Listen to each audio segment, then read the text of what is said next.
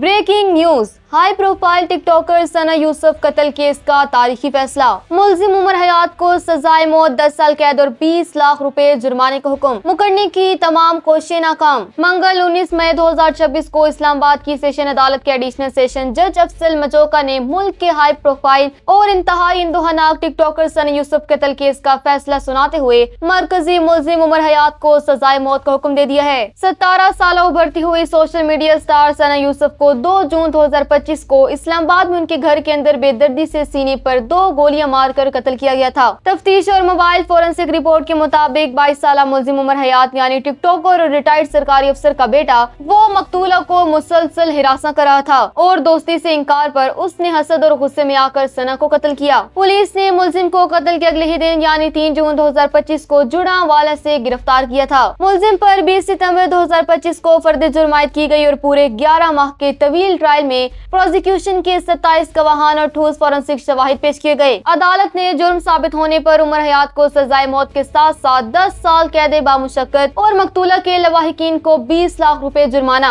अदा करने का हुक्म दिया। मुलजिम ने पहले मजिस्ट्रेट के सामने इतराफ़े जुर्म किया था, लेकिन फैसला आने से एक दिन पहले यानी 18 मई वो अपने बयान से मुकर गया और दावा किया कि पुलिस ने सोशल मीडिया के दबाव में उसे फंसाया है। ताहम अदालत ने शवाहिद की रोशनी में उसका दावा मुस्तरद कर दिया। इससे कबल मुलजिम की जानिब से केस दूसरी अदालत मुंतकिल करने की दरख्वास्त भी इस्लामाबाद हाई कोर्ट ने मुस्तरद कर दी थी।